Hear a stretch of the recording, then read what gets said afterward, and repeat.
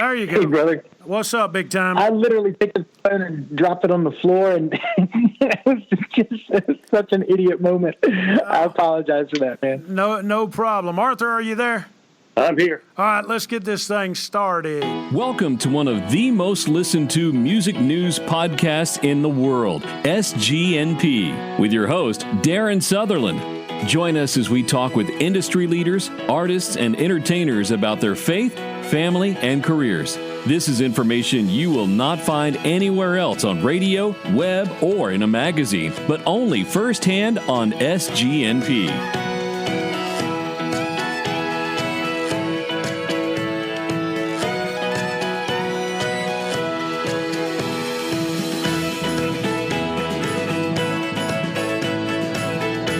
Once again to SGNP, Darren Sutherland here with you. Arthur Wright's back off the Singing at Sea. Arthur, what's going on, my friend? Hey, not much. You know, I gotta confess something. Every week we get comments, okay?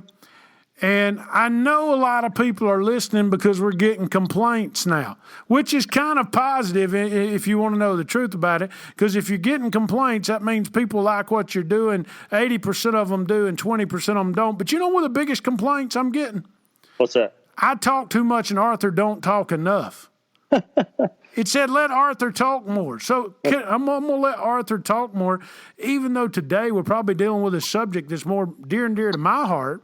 Yeah, I think it's more probably down your alley than mine. But you know what? The thing I'm interested to hear what he says, though. It's going to be good. It's going to be good. Paul Secord's going to be with us, folks. Paul's an excellent marketer. I mean, we introduce him in just a second. You'll see all about his background. But Arthur, quite frankly, you've been in the industry for a while. You've worked with groups. You've worked with record companies. Marketing and advertising sometimes is some things that groups struggle with, do they not? Yeah, it's just, most of the time it's just out of, we deal so much with the performance side of it that, the marketing side is just out of our realm. You know what I mean? We just don't do that much of it. It's not to me, it's something else I got to learn that takes away from something that I really want to do. That's right. And if I'm not really into it, that's the last thing I want to do. And let me just say this, Arthur, and this is contrary to popular belief. Southern Gospel News Podcast has been going about 18 months, okay? You and I actually met over the telephone doing this show about 16 months ago, okay? So we went on our social media, and we'll talk about this today. We went on social media from 0 followers on Facebook to over 15,000 followers on Facebook. We went on the podcast from 0 listeners to over 200,000 individual listeners. So today, as we talk on this show, we're going to talk about how we've done this. Paul's going to talk about how other groups have done this. There's no reason that your group, no matter what the format, be Southern Gospel, country, contemporary rock, can't do the same thing with social media. Can you attest today to these folks that me and you had never met each other prior to about 16 months ago? Yeah. And it was basically over the phone and social media and going through this right here. Yeah. And you never knew me personally before we started this. I can't ever remember meeting you, even though I've loved Southern Gospel music all my life. But you and I had never crossed paths. I mean, not that I'm aware of. No. Not that I'm aware of. So it can be done, can it not? Oh, yeah. It can be done. And some groups are doing better than others, and we'll talk about that today with Paul Secord. But like I said, I know we must be getting out there because people are saying I'm talking too much and you're not talking enough. So I'm going to put the pressure on you. Hey, let me throw.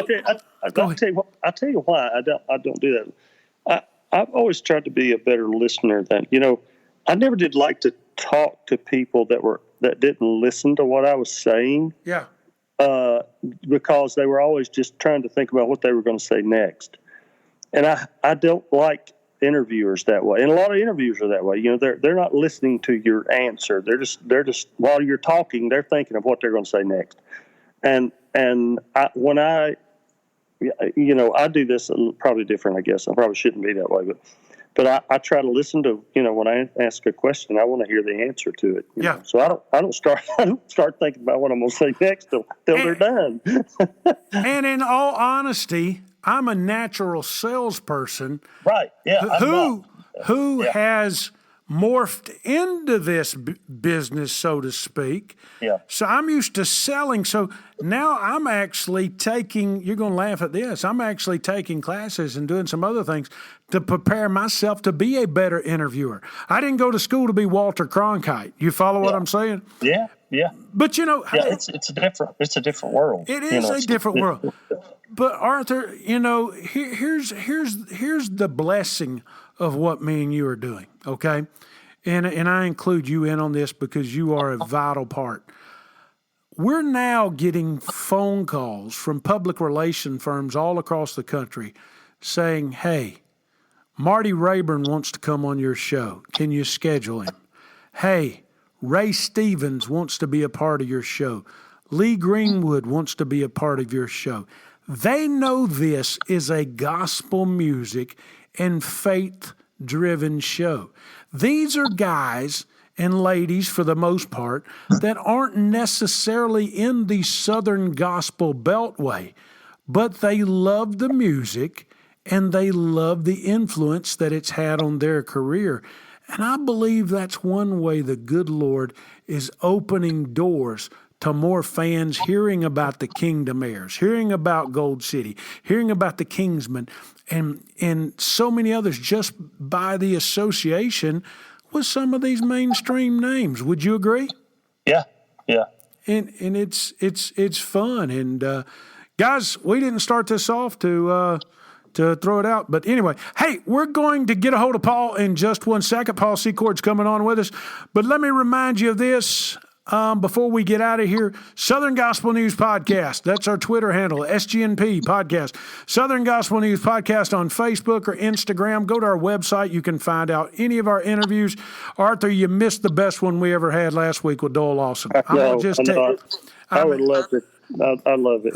Let me tell you something, man. I could have talked to Doyle for 2-3 hours, and he promised to come back. And you know this, and I know this. I asked him this question. This was what was cool. I said, Doyle, I hear you got the best musical ear in the world, and you can hear a string break on somebody's guitar on the other side of the stage. Is that true? And he just laughed. He said, you know what? I expect perfection, but, I'm thankful for that ear. But it's some great stuff in that interview. And like I said, next week, your friend and mine, Marty Rayburn's coming on. The old guy with Shenandoah is going to be with us. So we'll talk about his influences. But Paul Secord coming right back up on SGNP. Hey everyone, this is Mike. And this is Brian with Fellowship Home Loans. We have a few things to think about when considering the right mortgage for you. Well, first, a low interest rate is always at the top of everyone's mind. But now, we all strive to be good stewards of our finances. However, everyone's situation is different, and there's many things to consider. It could be the length of a loan. Maybe a 15-year note makes more sense for you. Or cash-out refinancing may be something you're thinking about. That could be a way to pay off high-interest credit cards or help with home improvements. Whatever your situation, let's chat. Give us a call at 800-804-SAVE. That's 800-804-7283 or online at fellowshiphomeloans.com. One promise, we will give you the information and let you decide what makes most sense. The final decision is yours. Never let anyone pressure you into a loan. Give us a call at 800-804-SAVE. That's 800-804-7283 or online at fellowshiphomeloans.com. Fellowship Home Loans. Welcome home. Intercontinental Capital Group, DBA Fellowship Home Loans, Equal Housing Opportunity Lender, MLS number 60134. Hey there, this is Paul Secord, the Gospel Road Coach from Nashville, Tennessee. Yesterday I was brave, I was bold, maybe I was even stupid.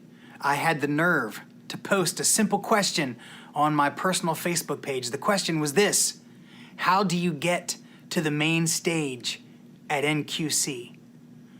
Well, the place just came unglued.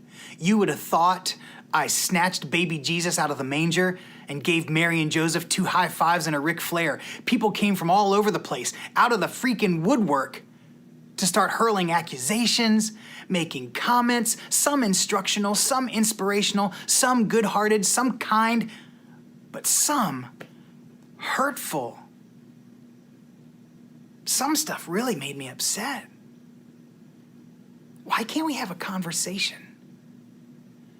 It just seems that everybody that knows about NQC or has ever participated at NQC really has a strong opinion about NQC. But there was one underlying issue that's still eating at me today.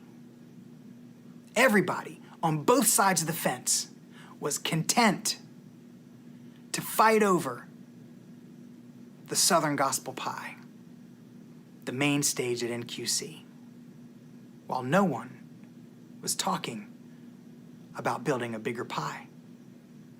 Now, I understand the fight. If you've worked hard to get there, if you've poured out to your fans over years, you've put in the work and the time and you had the talent and you achieved that, and now you have a slice of that pie, of course you're going to protect it. I understand protecting something you love. And what if you don't have a slice of that?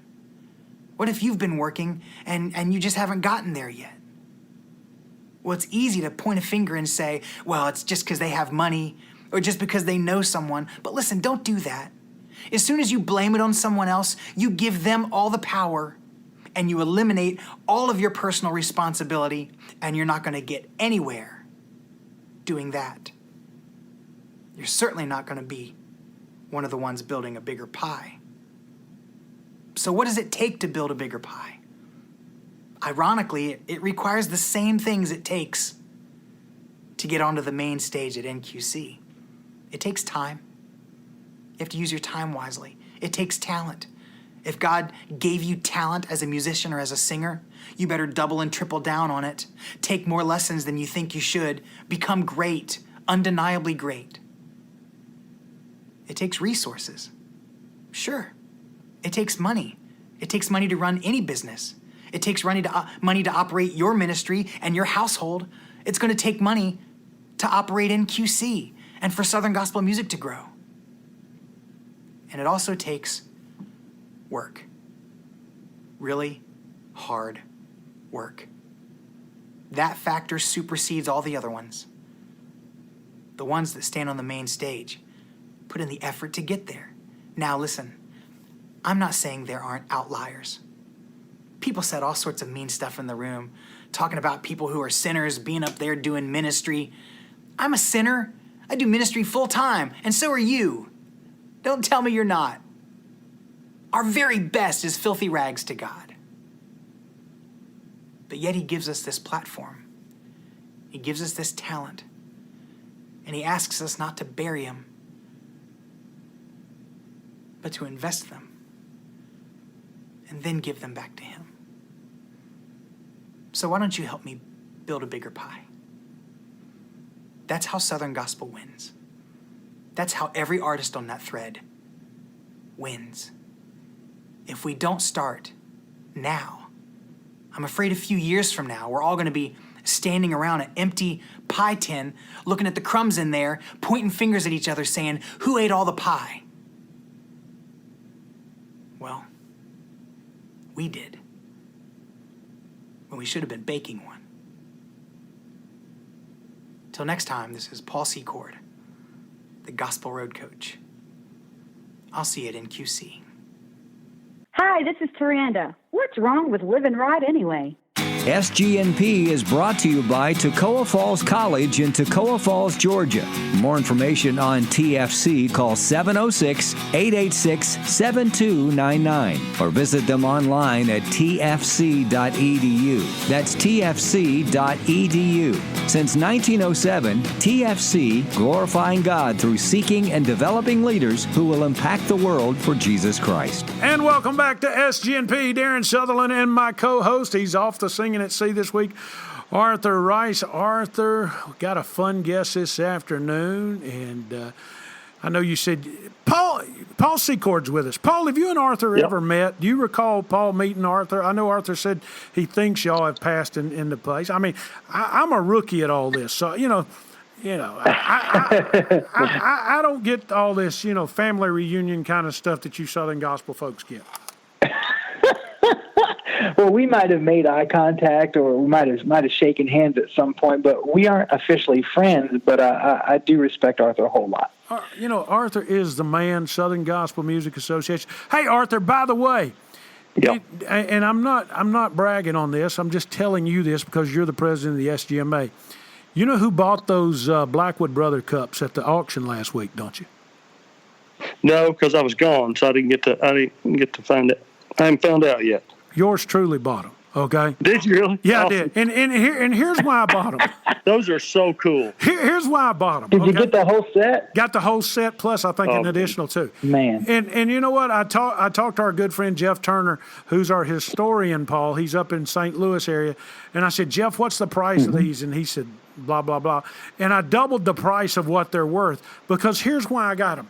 Because eventually, and we're going to talk about this today, as Southern Gospel News Podcast grows, we're going to be doing live shows and we're going to be doing live social media events where we're sitting and people can see us on a camera live, okay? Now, if you watch American Idol, okay, what kind of glasses do they have sitting out there most of the time? Does anybody know? They got their branded glasses. Is that what they have? The branded Coca-Cola glasses are the branded Dunkin' Donuts coffee. Okay? So what would be better when you're doing a gospel music show than have legendary cups with the Blackwood Brothers on there? Awesome. That's pretty good, man. So that's what all that's about. Paul Secord, when you read his bio, you see things like this. Former tenor of the New Legacy Project. He's a writer. He's a husband. He's a father. He's a gospel music coach. He's a musician. He's a former music director and worship leader. Former Disney rock star. Studied vocal performance at a little school up in Illinois that's made a what name for itself, Wheaton College. And he told me in an earlier conversation this week that he and I had that he grew up on a bus smelling diesel with his family singing gospel music. Paul Secord's with us. Paul, man, you know what? Did I cover it all? I know you're a father of two girls too, and a lovely wife. We got to add that in there. But did we cover it all for you today? Man, you nailed it. You nailed it. You didn't get my bank account number, but everything else is in there. Paul, Matt Fouch introduced yourself to me, and he said, Darren, Paul may not be an industry name to the general public in a lot of cases, but he says industry personnel and industry people watch him and they listen to what he has to say. So being the Snoopy kind of guy I am and running around and looking through social media, I start looking at your post, and you immediately, trapped me in to your comments because I'm sitting there thinking, this guy gets it. This guy gets it. Now, before we start talking too much, let me say this, Paul. I told Arthur in our opening monologue for the show that the biggest complaint I'm getting lately is he don't ask enough questions, okay? Okay. And then Arthur says to me today, well, you're doing a show that's right up your alley, and it ain't right up my alley. But yet, by us getting complaints, we know folks are listening. And that's the way I look at it, okay? Sure. I think that's pretty accurate. Okay. So let me ask you this, Paul. Just going to throw it out there from the beginning. Where is in your mind, in your experience, like I said, you were trained vocal performance at Wheaton College, trained operatic singer. Guess who else wanted to be an opera singer? Vestal Goodman. So if you think, hey, what's an opera star being in gospel music? Vestal did a pretty good job in gospel, didn't she, Arthur? Oh, yes. We were talking earlier, Absolutely. Paul. One of our most listened to shows was with Rick, okay, in the history of doing this show. Right. Okay, so you're a trained opera star. You're a worship leader, so you know how stage performance works. You know how the anointing works, okay? You're a former minister, okay? Once a minister, always a minister. You've traveled with a group, okay? You're working inside the Beltway as a gospel music coach and with our friend Scott Godsey over at Daywind on some of his own projects and probably some of their projects and this, that, and another. You're a musician, excellent piano player. You know what to do when you're on stage, okay? In your opinion, where on a scale from 1 to 10 is gospel music today with the general public, and where, in your opinion, could it be with the general public? Well, I think gospel music, while being amazing music, is falling out of relevance with the general public overall as a genre. Now, that doesn't mean that spiritually, artistically, musically, that it's irrelevant. That's saying simply culturally, it's falling out of relevance. And my opinion is there are some things that we can do to protect gospel music, and all while not betraying the love that and the Jesus and everything else and the tradition and the great parts of gospel music we love. But there are practical, active things that we can do to make sure our music remains in the public eye. Right now, it's not there.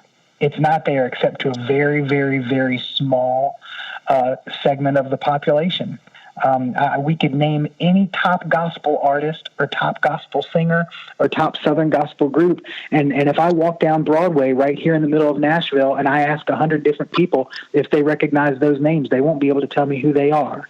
And those are music fans that have come here to Nashville to experience great music. So that means that as a genre, we have some work to do. And I love doing that work because I love the gospel music that I grew up in. And I think there's plenty of work we can do to make sure that we remain culturally relevant, to make sure that we remain in the public light. And I don't think that betrays gospel music in any way. I think it lifts it up. And that's what I like to do. And you know what? I couldn't agree with you more, because those same people that you see walking down Broadway in Nashville are the same ones, and Arthur, hopefully you'll agree with me here, Arthur, are the same ones that's flocking to your shows at Dollywood when you're singing day after day after day. And those folks love your music. Would you agree, Arthur? Yeah, I would. You know, so many times I think, we get so caught up in making sure that we're true to the gospel that we pigeonhole where our concentration is. We don't use the technology of the day to spread the gospel, to build our music and that sort of thing. And I just feel like sometimes we're timid about it, because if we think, oh, well, if we do this, it's gonna, we're getting away from our roots. And I think that causes a lot of times for us to just kind of pause, and then it gets us behind. Yeah, if that makes sense. Yeah, I would agree with that 100%, Arthur. Paul, I said this to you in an earlier conversation, and I'm going to say it again. And you know what? Some folks aren't going to agree with me, and some folks will agree with me. There's probably 10 groups out there in gospel music that are so established they can keep doing the exact same things they've done for the past 30 years, and they'll always be relevant because they've built that brand and they've built that association. Arthur, I would say your group, the Kingdom Heirs, is in that category, just in a league of their own, so to speak, okay? And that's probably the top 10 groups in the industry, and we could argue over who those top 10 groups are, but basically everybody knows who they are, okay? Let's push it. They can learn too, okay? But everybody else is on a different plateau. Paul, you're the gospel music road coach. So you get groups coming from you. You get groups coming to you at all different levels of performance, of brand, of marketing. Where would you say today, in the year 2020, if let's cut to the bottom and chase. New group comes out. Where do they need to start and make sure they have a presence amongst fans? What do they need to do? Well, the first place I would have them engage is, number one, we want to make proper use, appropriate use of our relationships and our connections. Because when you're working as a team to move something forward, that's always better than moving individually. But if I'm going to have them build a platform somewhere to be culturally relevant and to grow their brand, to grow their music and their ministry right now, I'm going to have them pour the lion's share of their effort into social media. That is where any artist, any person that has talent and time, and so even some resources help, but if you have talent and time and a work ethic, then you can connect with an audience. You can build a tribe on social media. You can build a platform there and find those fans and those people that will always be with you, that will always support you. And if you're giving to them on a regular basis, next thing you know, they're helping you grow too. So everybody has a cell phone. Everybody spends way too much time staring at it. That's just a matter of where we are today. And 60% of all cell phone time is used on social media applications. Mm-hmm. That means if gospel music wants to be relevant, that's where we have to be. Mm-hmm. Guys, let me throw this out to you. This is going to shock. It won't shock you, but when you think about it in these terms, you'll be like, wow. You're exactly right about your cell phone. Do you realize kids 14 and under have never lived in a world without an iPhone? That's astounding. So that right there tells you how important social media is. Now, you said one thing, Paul, that I really liked, and that was putting correct content on social media. I've saw, I'll butcher the King's English because I can, because if you listen to the show, I do it all the time. But I've seen some social media posts that probably shouldn't have been made. Okay, and I've done it myself. Arthur, you've seen the same thing. Sure, so have I. All of us have. What are groups? What are some of the kind of qualities that these groups need to make for their social media? And there's something, we'll talk about this in just a second, about some of the groups that are doing it right that we see from the outside looking in. But what's some of the things that they need to use when they're making those social media posts? Well, I think one thing I always like to have any artist that I'm working with keep in mind is by simply being positive. By being positive and encouraging and uplifting, you are going to stand out on social media because just about everything on there is negative. That's where we hear all the bad news that we know about. So if you're simply loving and positive and encouraging, that alone is going to make you stand out. Number two, I always like to let my artists know that because of the algorithms on social media platforms like Facebook and Instagram, when you post something, even those people that like and follow you, there's only a small percentage of those people that are actually seeing what you put up. So it's nearly impossible to put up too much. But if you're making too many asks of your audience. By asks, I mean you're asking them to come to your concert. You're asking them to buy your album. You're asking them to share something. If you make too many requests of them without simply giving to them on a regular basis, then you're going to get out of balance, and it's going to turn into everything you do is a commercial. You see, when people click the like or the follow button on Facebook or on Instagram, what they're saying is they want to get to know you. They want a little peek behind the curtain at you. And so if you're sharing with them, if you're pouring into them, if you're giving them a glimpse behind the scenes at a songwriting session that didn't go well, how about that? If you're giving them a glimpse behind the scenes at the concert and all the hard work that it takes before you step on stage in your suit, if you're giving them that insight and being authentic to them, they're going to tune in and follow you and connect with you on a regular basis. There is a reason that reality TV is a thing. People want to know your story. And so what we have an opportunity to do on social media is every single day share a little bit of our story. And there's no pressure to create. You're not having to create tons of stuff. You simply document your journey. That's all you have to do. People want some insight. They want to peek behind the curtain, and if you give them that stuff on a regular basis and you keep it positive, you tell them what your favorite kind of pie is. You tell them the first concert you went to, and you create these posts in a way that are engaging where they get a chance to respond. You see, response and connection with our audience is the beauty, actually, of social media. It's what differentiates it from television. It's what differentiates it from commercials. They actually have an opportunity to connect. And if we use those connections properly, then we have fans for life, fans that can keep a genre of music alive, I'm telling you. And guys, if you think of it like this, we all of us have got caught up in this hysteria in these conversations. Gospel music of the 50s and the early 60s and the 40s was the heyday. But if you look at it this way, what did those groups have? Those groups had a radio show a lot of times, okay? The Statesman on WSB in Atlanta, Chuck Wagon Gang on, this station, blah, blah, the Blackwoods in Memphis on their stations.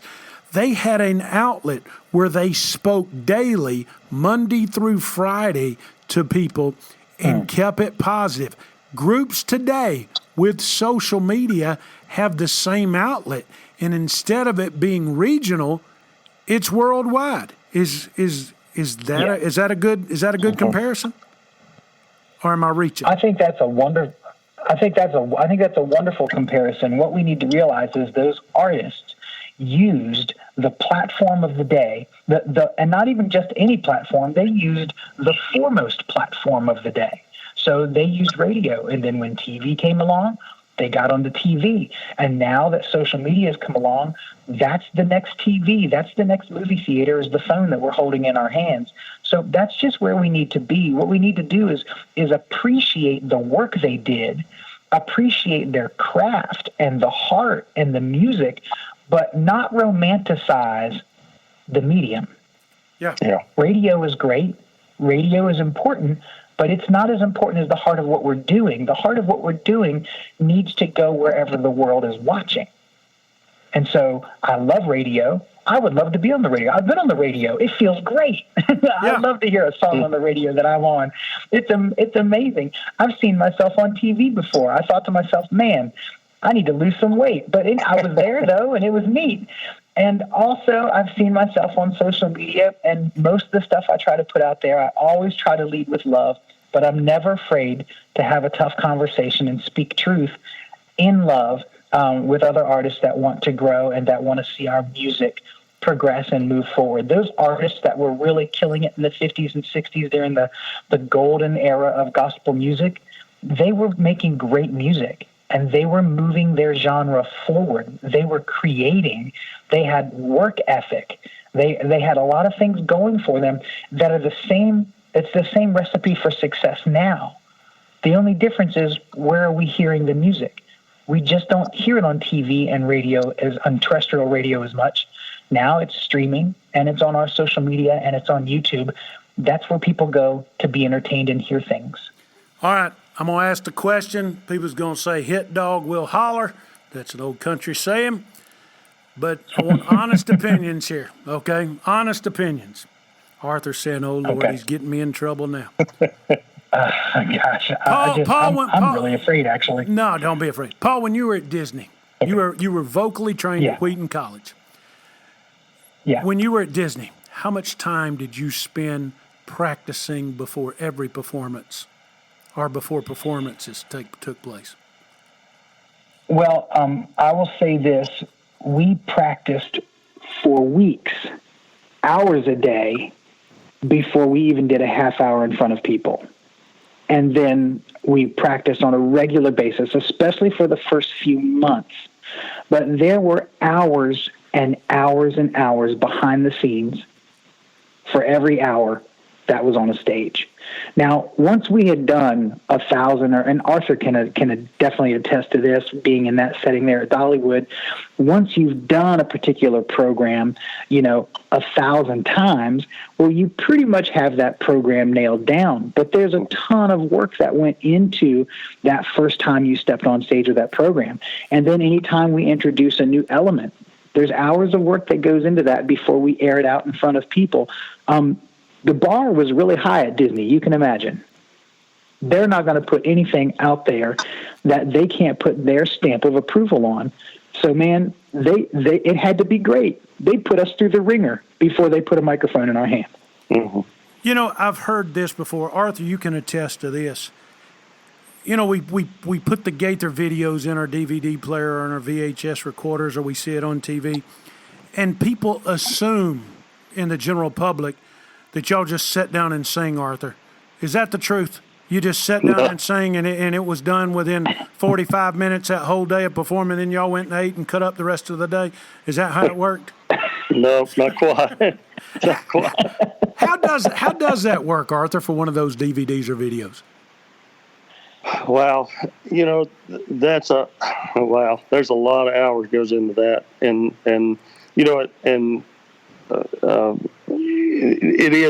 it's the hours behind the scenes that the people don't see that makes it come across. Even the spontaneity stuff. Jerry Goff used to have this one saying, "Planned spontaneity." Yeah. And you kind of work those details out, kind of ahead of time, to where when it comes off, it feels smooth. Sometimes it works, sometimes it doesn't, but most of the time it does, hopefully. And but there's a lot of planning that goes into just everything that you do. Years. Arthur, would more groups be better off practicing a whole lot more before they come into the studio and working with you? You know what? I would just as soon rehearse as I would to perform. Yeah. I love rehearsing. I've always loved to rehearse. I love going over stuff and working on parts and behind the scenes, just around the piano. I love doing stuff like that. And we don't do as much of it now as we used to because, we have put so many hours in that a lot of it does come naturally, because we know each other. We know how we think and how we're going to, what we do, and kind of know that. But we didn't know it to begin with. We had to learn, we had to work on it. And so we don't put as many hours now because we've got 35 years of experience. Right. It's that thing. But even when Lauren, your newest member, joined your group, you had to put some practice in to get him acclimated. Exactly. He had to learn us, and we had to learn him. And the great thing about what we do, performing 2 or 3 times a day, is we sing more in one day than most groups do on a weekend. So our time it takes for us to learn is cut way down. So we can do in a year what most groups take 4 or 5 years to do. All right. I know what we've got out there, and I know that person's already sitting there listening, and they're saying it to themselves. But brother, you're talking about planning this. What about the anointing? Don't the anointing have some control of this? And Paul, we've seen this on your social media portion the other day, and I'm going to save you a little bit before you answer and throw this right in there. Here's what I'm going to say about Here's what I'm going to say about preparation. You can have the anointing without a PA set too. But thank God for PA sets, okay? So you can sing so everybody can hear it because you're preparing for everybody to hear it, not just the people on the front row. What do you say to those folks that say, well, you know what, we just get up there and do what the Lord would have us to do? What do you say to those kind of guys? I say to them, for some reason, we get caught up in Christian music and also in church. In planning our services, in thinking that we can only either play the anointing card, like the faith card, or the professional preparation card. Mm-hmm. At what point did anybody decide that we're only allowed to play one? We have to play both. We have to play both cards. We have to be prepared. We have to be professional. We have to go in with a 100% plan, even if when we get there, we only stick to 50% of the plan because our antennas are also up and we're listening to the Holy Spirit. Yeah. So I don't understand the concept that it's just anointing. Of course it's anointing. But if I'm anointed, listen, you might not know this about me. I was in a writing session yesterday, and when I was done, the other 2 writers that were there were like, Paul, when you sit down at that piano, there's just something special that happens. And I was so grateful because I really respect these 2 people. But that doesn't mean that I also haven't put in 10,000 hours of practice to do what I do on a piano. Yeah. It's both. Yeah, not just one card. Yeah, I don't know how many programs that we start, and you're prepared to do this, and then halfway through the first song, you feel like the Lord is moving you in a different direction, and we might not even get anywhere close to what we planned to do. but that's, and you have to be aware of that. It's that God factor that you have to be aware of and be ready for that, be prepared for that. He doesn't come across as being loose. It's organized, Right. There's no confusion in what God does. Arthur, the best person, Amen. the best person in the gospel music world, and I've seen a lot in the secular world, the best two, I'll throw this, the best two people I've ever witnessed on stage in my life at taking a entertaining program, going spiritual with it, and then bringing it all back together. One was your mentor, Jim Hamill, okay, without a question of a doubt. But Jim, was he always as prepared?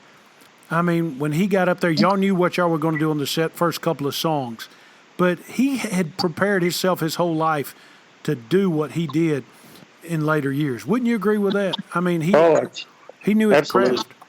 Yeah, absolutely. That was another, standing behind him and watching him and watching him be a conduit for the Lord to use was a tremendous help to me to be able to be aware of that and be prepared for whatever for whatever direction he wanted to go, and it hardly ever went the same direction.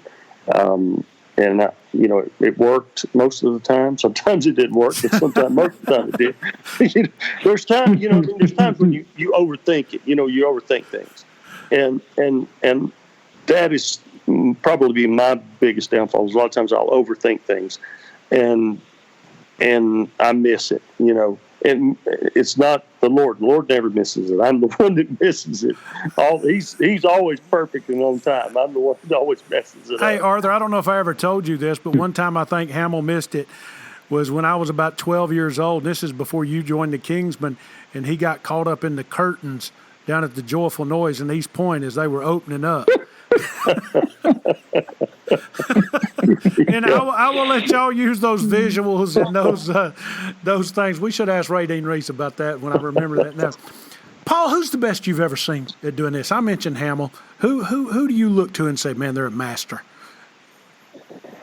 Wow, man, that's really, really difficult to say. I would say some of the best I've ever seen do it are people that aren't even in the gospel music business, but they're worship leaders. I've just been at a church and I've seen a worship leader that has a set list, and they have songs they rehearsed, and then they listen to the Lord while they're out there, and then there we go. So it's hard for me to pinpoint one particular person, but I just know that I've seen some worship leaders. One lady mentored me as a worship leader when I was really, really young. Her name was Denise Parocco, and her husband Jim runs a studio in Virginia Beach, Virginia. But Denise had such a sensitive spirit, but she was also a professional musician and worked really, really hard. And it's just some of the most anointed and moving and impactful services I ever had. I had with those two. He was a consummate musician, and he was always there on stage with her and playing the piano. And they were it's almost like they were of one mind when they started worshiping together. And we had a plan. We had a set, and it was well rehearsed, and it was great. But in the cracks, some real amazing things happened because they were open to being led by the Holy Spirit. Mm-hmm. Hey, let me throw this out there too, because I think sometimes we forget about this a lot of times, and you can't hear the Lord unless you are close to Him. Bingo. You can't expect Him to move in you if you're not close to Him. Yep. And so many times we forget about that right there. That's the most important thing, is we have to be tuned in, dialed into Him to be able to hear His movement and to be able to hear what He's having us to do. Amen. And let's. I want to take that. I'm sorry. Go ahead. I was just going to say before you, Paul, we need to apply that to everything we do, not just to singing. Darren needs to apply that to doing these interviews here. Okay, that's me. I need to apply that. I need to apply that to my daily job. So great word, Arthur. What you got, Paul? Well, I was just thinking that's understanding our side of it, the human aspect of it, and how we need to be prepared to be led by the Lord, just reminds me of the human factor. And I wanted to just another nod to the importance of planning. What happens on that day when we've just had a really, really bad day, and honestly, our spirit and our heart just isn't ready to hear from the Lord? Mm-hmm. We've stepped on stage after having an argument with our wife. We've stepped on stage after getting some bad news. And you know what? It's in those moments I am so glad I have a plan.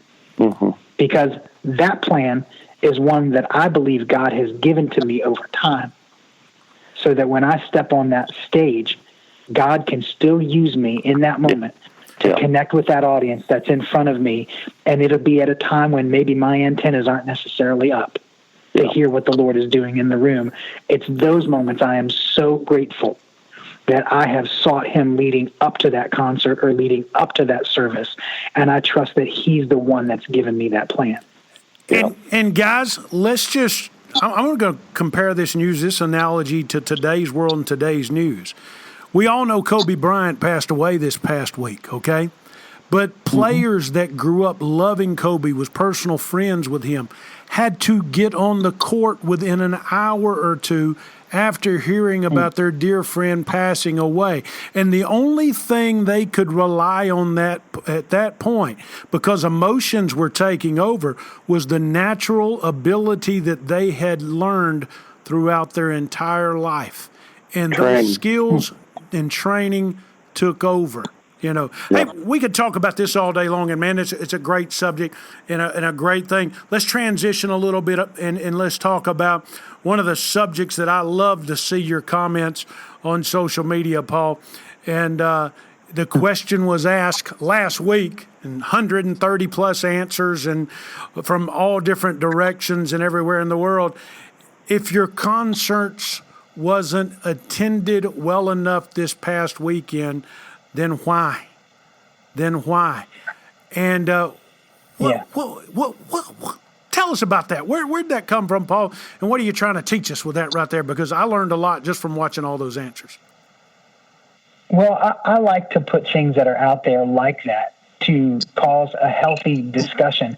And if you watch me as I monitor those conversations, I work really, really hard on not letting them get too negative, on not letting them just slip into a rant session. That is, anybody that's seen more than one of my videos probably knows that I have that heart, that I'm leading with love, and I'm trying to find a teaching opportunity. My point is people have difficulty getting folks out to their concerts, and people have difficulty sometimes even getting into the door of some of these concerts and getting into churches to perform or sing or to minister. And the reason is we haven't done a good enough job of branding or marketing and promotion. And I wanted to let them know that marketing, and I heard this phrase the other day, and it was like somebody hit me upside the head. Marketing is a process, not a single event. So that's why sometimes a church will have like a special event or a gospel singing, and it won't even really be well attended till the 5th or 6th year that they do it. Mm-hmm. And it's because over time they have marketed that. They have developed a reputation for having good quality music there. The church is starting to be seen in the light of a venue for great gospel music or gospel music concerts, and people start to trust it. You see, when we ask people to come out to a concert or we ask people to buy our music, we're asking them to engage in some sort of almost like a business deal with us. We're asking them to give something, give their time, or to give their money and buy a ticket.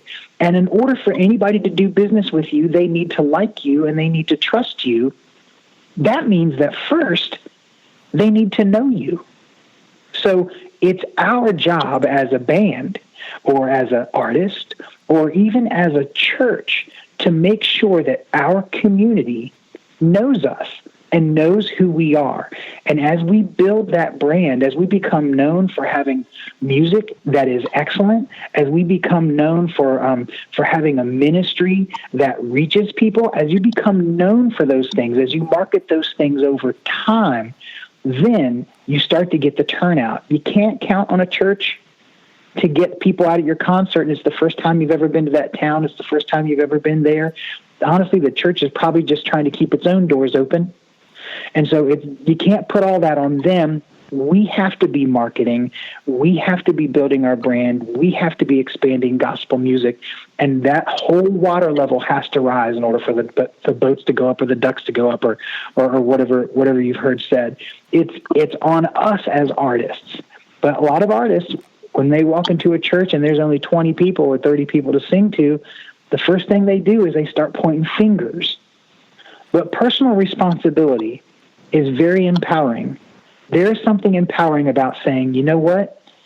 I missed it. I dropped the ball. I didn't advertise enough. I didn't have compelling photos and posters. I didn't have a good promotional video. I didn't reach out to the local churches to make sure they were sending their music team over. I didn't do it. Marketing is a process. It's something we do over time. And then we will see the results that we want to see. Yes, there are outliers. There are anomalies. Every now and then we walk into a church and it's just bursting over with people, and we're like, man, I wish it was like this every night. But it's not like that every night because it requires work over time. And that's something I want to inspire artists to do. And I'm even here to help them do it. Arthur, tell me from a personal experience, and this is why I love having you as a co-host, because you've been in so many of these situations. What's it like for an artist to walk into a venue and, for lack of a better word, the house be empty? On the human aspect, it's discouraging. Just for that reason, you think, okay, well, where did we drop the ball? Where did we mess up? Or why is there no more people in here? And, and it's kind of been this way for a long time. Most of the concerts that don't happen on a Sunday, per se, if they happen on a Thursday, Friday, or Saturday, or something like that, if it's in a church, the smallest percentage of the crowd is actually from that church. Yeah. The church has never been a very good promoter of those things. People, the congregation of that church, they usually don't support stuff like that most of the time.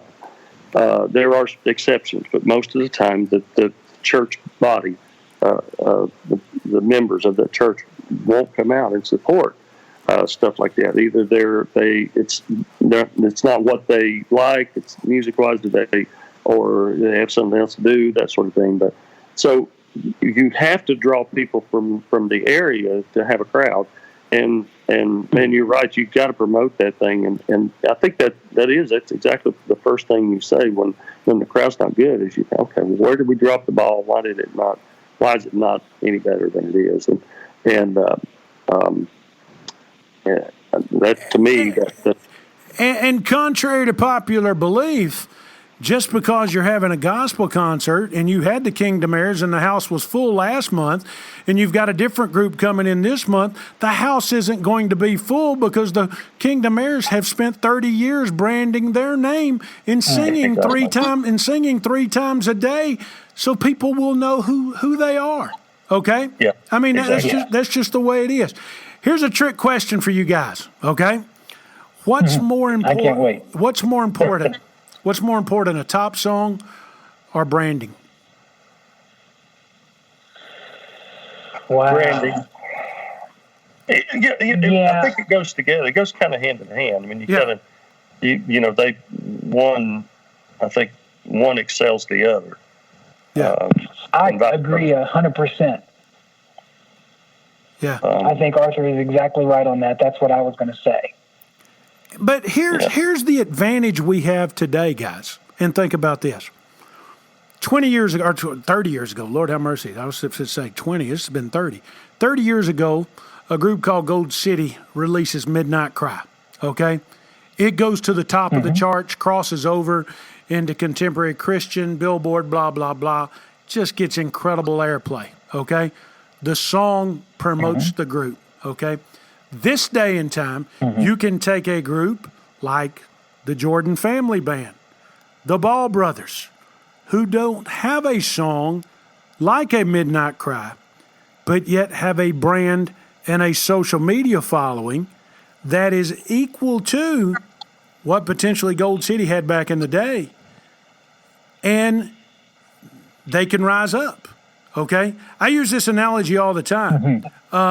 Blake Shelton isn't on TV. What's that TV show he's on? He's a judge on The Voice. The Voice. Blake Shelton isn't on The Voice because he likes to see himself on The Voice. Blake Shelton's on The Voice because every time he releases a country single, it goes number one because his brand is on The Voice. You follow what I'm saying? Believe it or not, I think groups, it goes back to what we said earlier, needs to be more prepared. They need to protect their brand. I tell you who was one of the greatest groups I ever seen at protecting their brand, and they retired last year, was the McCameys, okay? The McCameys were the same yesterday, today, and as the Bible says, forever. Can we, any of us say that we ever saw the McCameys out of role, off stage or on stage? Did they not protect that brand? No. What do you think, Arthur? They did. Absolutely, yeah. And I tell young people coming up, you have to protect your witness. Yeah. Because that's your brand. Yeah. And it's work. Yeah. It's not easy. No. In this day and age, and you have to watch out for yourself. You have to make sure that your life represents what you are representing, and it's tough. It's not easy to do, and it's so easy to mess it up. And even when you do, you make sure that you take care of it, and try to get it back on track, because that can ruin many of great artists. Fellas, we've got in a lot of deep water today, and no doubt we're probably wrong in some of the things we said. And somebody can holler out to Darren, you're bringing things in front of the stage that goes on behind the stage. But, guys, we live in a day and time that everybody knows what goes on in front and behind the stage, and you can't hide it anymore anyway. Paul, Yeah. At the end of the day, I love what you have to say about being positive, about lifting each other up. Yes, absolutely. What is something that I haven't asked or Arthur hasn't asked that you want to interject before we close and just say to groups, hey, you need to do this? Well, I would say something that somebody asked me about recently, and it would kind of put a good bow on the things we've discussed here in this podcast today. But somebody said to me the other day they had just recorded a new CD. They were so excited to get it out there, and they have this new music in their hand, and nobody's buying it. And they asked me what to do. And this points back at the thing we were just talking about. And I said, it's because they don't know you yet. Now, you might have the greatest product in the world. You have music that's done at an excellent level, and you're singing about Jesus, and that's great. But when somebody buys your music, and this points to what you were just talking about, Darien, when somebody buys your music or supports your ministry, they're saying, we support you. We trust you and your ministry, and we love the things that you say about Jesus when you sing your songs or when you speak the word. And so the reason that they will come to a concert is oftentimes not just to hear more music. They could stay at home and listen to music. But the reason they'll come to your concert, and the reason they'll support you, and the reason they will love you, and the reason they will buy your new album is because they love you. So that is who we have to let them see. We need to be authentic for them. It's the social media, I don't think has ruined us. It's exposed us. Yeah. Because you can't hide anything anymore. If you really love the Lord and music is the most important thing in your life and Jesus is the most important thing in your life, and I look down through your Facebook post and every single thing is a political rant, I'm like, are you sure Jesus and gospel music are the most important things in your life? Because it looks to me like being a political pundit. Being a political pundit might be the most important thing in your life. So what we have an opportunity to do with social media is not be afraid of the medium, but rather give people a chance to know us. Mm-hmm. And if we want to get our music out and we want to minister to those people, we have the opportunity every single day right there. I'll have artists all the time who just says, I just want to reach people for the Lord. I'm like, well, one Facebook post where you share your love with them and you share Jesus with them is going to be seen by 100 people that maybe you'll never have personal contact with. There's your opportunity right there. Give of yourself. Yeah. Give of yourself. And if that's what you're doing on social media, then you are doing the very best you can do on social media. And if you do that for a year or two, and then your new album comes out, you know who's going to buy it? All those people you've been blessing. Yeah. We just have it reversed. Yeah. We think we get a new CD and then we get all sorts of fans. No. Build relationships and fans, and then they'll support you and your ministry by buying your CD. We just got to flip it. Yeah. Arthur, what you got? Absolutely. I agree 100%. That's the first thing. Absolutely. Love it. You know what the shame in this podcast is today, guys? Let me tell you What's that, man? Here's the shame in this podcast. If we were 3 preachers instead of 3 music guys, we could print out some 8x11 glossies and have a seminar and charge money for breakfast and get all these people, get all these churches to send their pastors to hear us talk about this all day. And we could have an incredible group conversation. Is that not true, Arthur? Yeah, I think, man, I think we could. There might even be a little side hustle there. Hey, you know what? Hey, it would work. I'm just telling you guys. Women do it with these women's conferences all the time, do they not? I mean, it's the same thing. They certainly do. It's the same thing. Guys, I appreciate you both jumping out in deep waters with us today. But you know what? It's something that we're all contemplating. And the next time you see an artist or you see a promoter or see somebody in the gospel music world out there complaining, it ain't because they're a bad person. Maybe they've just had a bad day. But I love what you said, Paul. Be positive. Be positive. And it's like I've been thinking here the past couple of weeks. An attitude of gratitude always sets you apart, no matter what business you're in. And Arthur, and you can answer this honestly. Every day when you step on that stage at Dollywood, are you in the best frame of mind? No. I mean, there's days when you like I said, life happens. That's right. And you just have to be consistent, and the Lord honors that. He honors your consistency, and He will use that. In spite of you, He will use it. And because you've prepared yourself for 40 years or more, you can 30 years or more. I keep making you older than what you actually are, Arthur. But I mean, you've been doing this all your life practically. Yeah, pretty much. I mean, you can make it through it. So if I take anything from this podcast, it's use the attributes the Lord has given you. Social media is one of them. Use it to the best of your ability. Stay positive. Practice up. Paul, did I miss anything? You didn't miss anything at all, but there's one. In fact, I'm so happy to be on this platform with you today. But there's one little announcement I wanted to make at the end. So if we're wrapping up, I would love to do that. Go ahead. I just wanted to. This is more of a personal plug, but I just want to let everybody know that the stuff that I'm talking about, this is stuff that I know. And if you need help in this area, if you're an artist and you're listening to this, and you're having trouble growing your brand or your fan base, or even picking out what songs you're going to sing in your concert, I want you to know that I'm here for you. I want you to win. I want you to grow. That vision that God has laid in your heart, that passion that you have, I want you to succeed. And if you need some tools, I have them.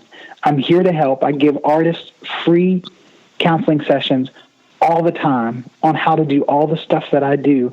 I'm an open book on this stuff, and I just recently, within the last week, started a brand new thing here in Nashville with Scott Godsey. There's a press release coming out on Friday. I think this podcast comes out on Friday, right? Comes out on Friday, sure does. Friday afternoon at noon. Okay. Well, keep an eye out for that press release. But Paul Secord, the Gospel Road coach, Scott Godsey, doing an amazing thing with Godsey Media Management, and we're super excited about it. And it's all about helping artists thrive. That's all I've been about for the last couple of years since I started coaching. And man, I'm just super honored to be able to continue to do it. That's awesome. It's going to be cool. We're growing, Arthur. When did you ever when you first started out, did you ever think you'd be when you were 18 years old and singing in all these groups? We never dreamed of podcasts, did we? We never dreamed all this, but you know what? God has blessed us, and we're using the attributes. Paul, thank you, buddy, for being with us today. How can folks find you, Paul Secord, on the internet, or what's the best way to get in touch with you? The easiest way to find me actually is on Facebook. My largest group of fans and followers and material is there. So you can find Paul Secord, that's Secord, or the Gospel Road Coach. Also, they can find my website at gospelroadcoach.com if they want to have me on retainer on a monthly basis to do coaching sessions with them. It's very inexpensive, and I have some great artists in there that are happy to pour into their lives as well. Thank you, my friend. I appreciate your time today and for being on SGNP. All righty? Thank you, guys. God bless you. Thank you, buddy. We'll talk soon, Thanks, Paul. Okay, my friend?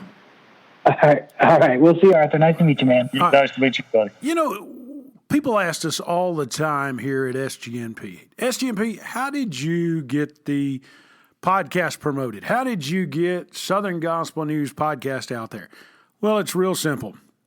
We relied on our friends at BG Ad Group. BG Ad Group, an advertising firm, marketing PR firm that specializes in helping businesses grow and getting their information out there. And they've been doing it for years.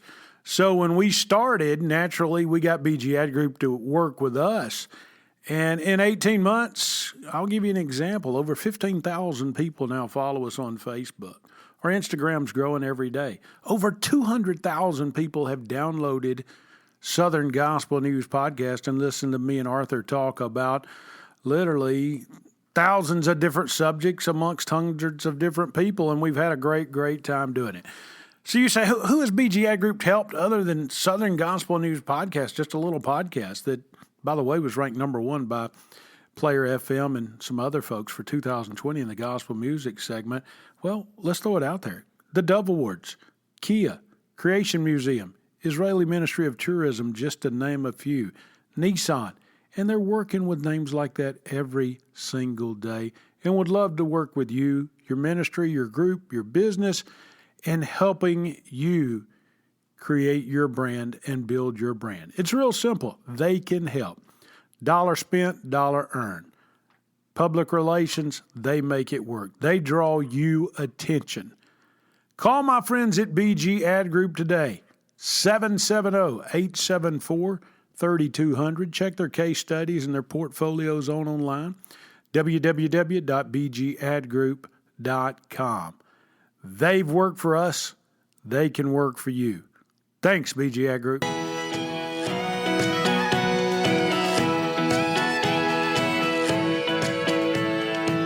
Wow. Arthur, that was some deep water we was in. I mean, that's conversations. I'm sure it's been held on buses and in conference rooms of gospel music and different things. And some folks can say, hey, here's some guys other than Arthur that really don't know what they're talking about. But, I mean, Paul's got a background, son. I mean, trained at Wheaton University. I mean, Wheaton College, not a dummy. Trained at Disney World. He's family traveled and sang. I mean, he's worship leader at a major church. I mean, he's right on the mark on a lot of this stuff. What's your thoughts? Oh, absolutely. Absolutely, yeah. And I think it went I think the program went great. I thought it went where it needed to go, and I think the Lord will use it. I believe you're right. I believe you're right. You know, Arthur, we never talk about this kind of stuff. And I want to bring this up today because there's so many people this spring and even this winter and summer and next fall headed up to the mountains, you and your lovely wife. And I don't think we've mentioned this in 90 episodes. Y'all got another business up there in the mountains that people need to check out. Why don't you tell them about it? Do your little self an infomercial here, Arthur. Tell them about it. You've been a podcast man for a long time now. So here's your free pitch.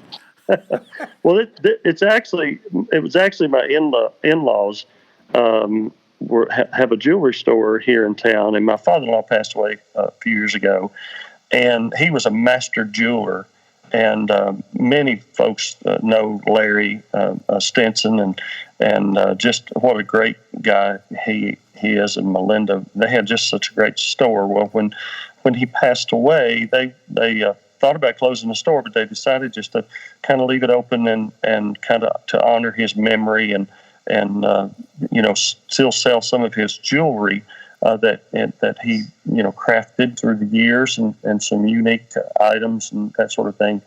And so my wife started working at the jewelry store there also, and it's in Pigeon Forge, and it's called Golden Memories. It's right beside the old mill. It's in there. There's a little strip mall right there in the parking lot of Old Mill, and it's right in the corner. It's called Golden Memories, and they've got some really unique pieces in there, very Christian oriented, and I encourage you to go. If you're up this way, just go through and take a look at it. It's they've got some great stuff in there, and I know that the guys will find some great things for their wives, and the women will find great things for themselves. So okay. Now that forms another question in my mind.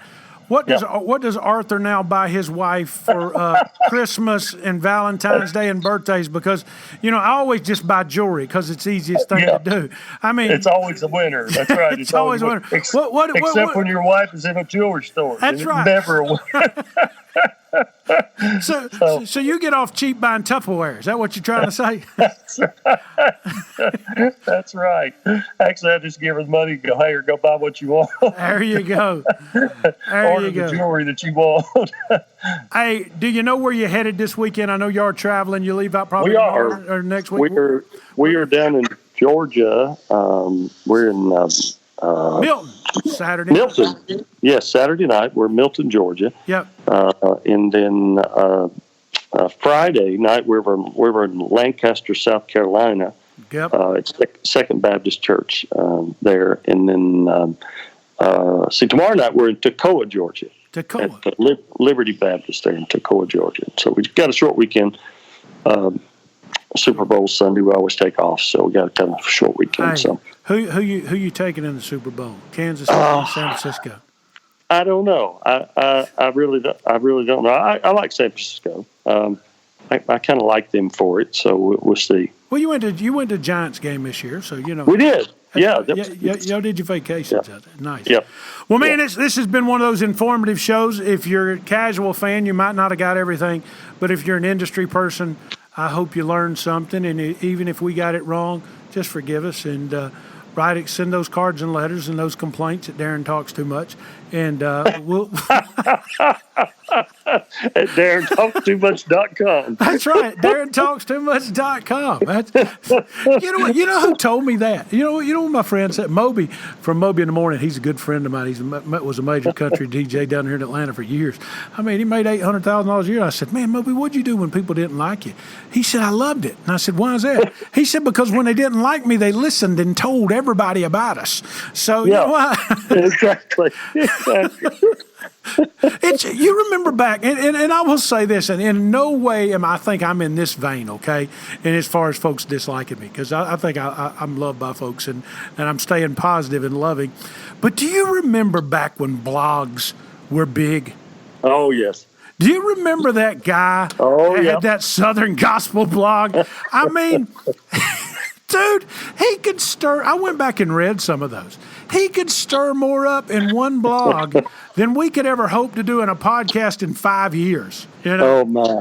I know. I've heard so many conversations about that.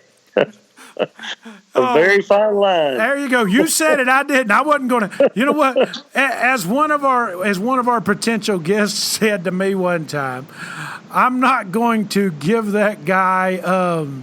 What was the word I need to use? I'm not going to give that guy. But anyway, I'll just leave it alone. We'll go from there. Arthur, I appreciate it, my friend. Thank you. What's wrong with living right anyway? Not one thing. Not one thing. You've been listening to Southern Gospel News Podcast. Tell your friends and your family. We'll see you next Friday. Hopefully Marty Rayburn will be here. If not, who knows? When you're listening to Southern Gospel News Podcast, what's going to happen? SGNP is excited you chose to listen today. If you'd kindly leave a remark and rating in the podcast remarks section, we surely would appreciate it. Please share with a friend or family member. Look for us on Facebook, Twitter, and our new website, southerngospelnewspodcast.com. To advertise your products, services, concert event, or new project on SGNP and reach a 100% guaranteed number of people in your area, call Tim Newton at 770-874-3200 or email him today, tnewton@bgadgroup.com. Let us geo-target our ads for you, something radio nor magazine can do. Hey, this is Darren Sutherland. Before I close, I want to thank our affiliates out there. WLJA in North Georgia, KWFC in Springdale, Arkansas. The new one, The Andrew Burnett Show, heard all across the country, and online, thelightatlanta.com, playing Southern gospel music online. We're adding affiliates every day. We're partnering with Ken and the folks over there at Gospel Music TV real soon. So we look forward to that partnership. If your gospel music entity would love to partner with SGNP, get a hold of us. It's real simple. Folks, here's the deal. We've reached out to literally every form of media in gospel music. If we've missed you, I'm sorry. But we've had great partnerships with folks like Paul Heil and others. If you haven't heard someone on the air, it's not because we hadn't reached out. We hope everyone is successful, no matter if they're a radio station, a magazine, a website, a group, whomever it is. God bless you, and let's make gospel music better than it was today, tomorrow. Easy enough?